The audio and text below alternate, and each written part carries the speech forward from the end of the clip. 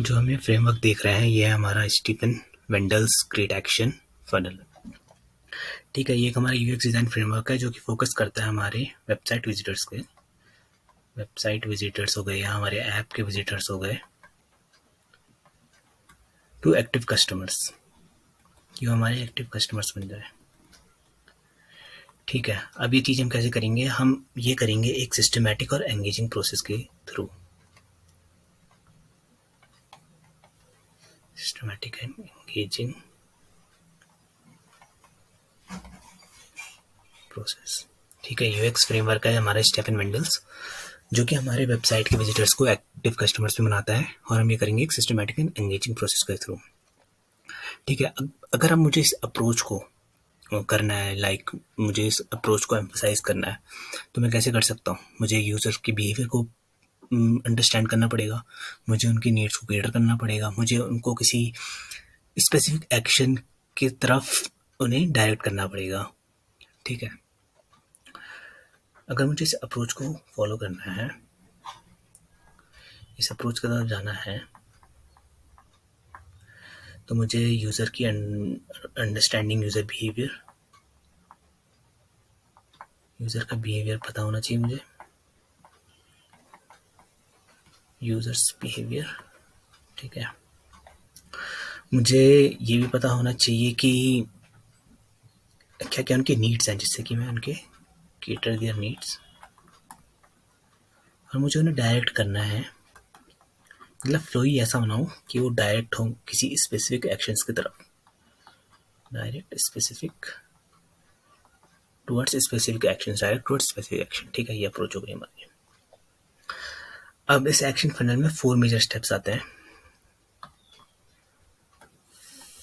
4 major steps हैं। पहला है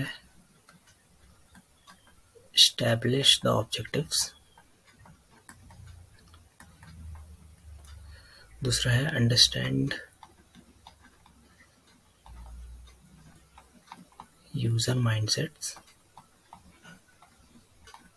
design the optimal user flow,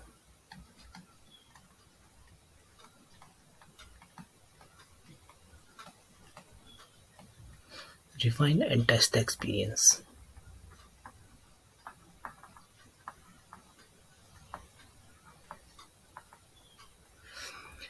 ठीक है, सबसे पहले हम बात कर लेते हैं एस्टैब्लिश द ऑब्जेक्टिव्स की। तो मतलब यह है कि हम डिज़ाइन में कूदने से पहले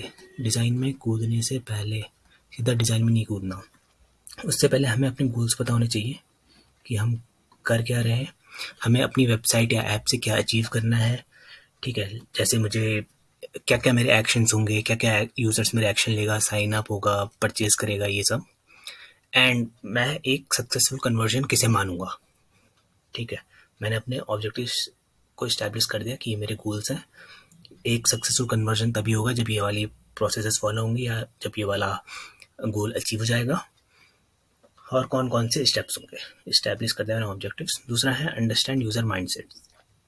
ठीक है, मुझे अपनी टारगेट ऑडियंस के बारे में पता होना चाहिए कि मैं ऐप किसके लिए बना रहा हूँ। ऐसे थोड़ी बना दूंगा मैं कि हर किसी को यूज़र बोलूँगा।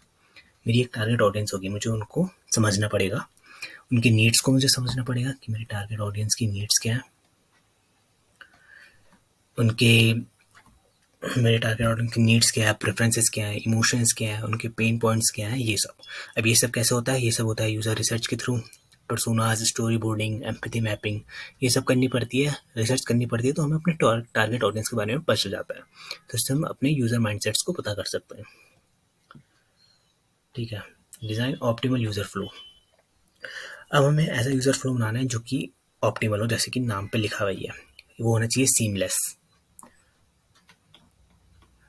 सीमलेस होना चाहिए। तभी तो कोई मेरा जो विजिटर है, वो जो मेरा कस्टमर या विजिटर है, जो मेरा कस्टमर और विजिटर है वो एक्टिव कस्टमर बन जाए, जो मेरा विजिटर है वो एक्टिव कस्टमर बन जाए। ठीक है, तो वो सीमलेस होना चाहिए और इंट्यूटिव होनी चाहिए उसकी जर्नी, कि जैसे साइन अप करता हूँ मैं, हम साइन अप लॉगिन में हम ओटीपी आता है, हम सीधा डालते हैं और वो सीधा आगे बढ़ जाता है। ये सीमलेस और इंट्यूटिव है कि हमें सब कुछ पहले से पता है कि वो चीज़ करनी कैसे है। इतना सिंपल है, हमें सिंपल रखनी है चीज़ें। Refine and test the experience में यही है कि हमें टेस्टिंग करनी है, जैसे ए बी टेस्टिंग हो गई, प्रोटोटाइप्स हो गए, वायरफ्रेम्स हो गए, एंड उसके ऊपर फीडबैक लेके आइटरेट करना है, आइटरेशन।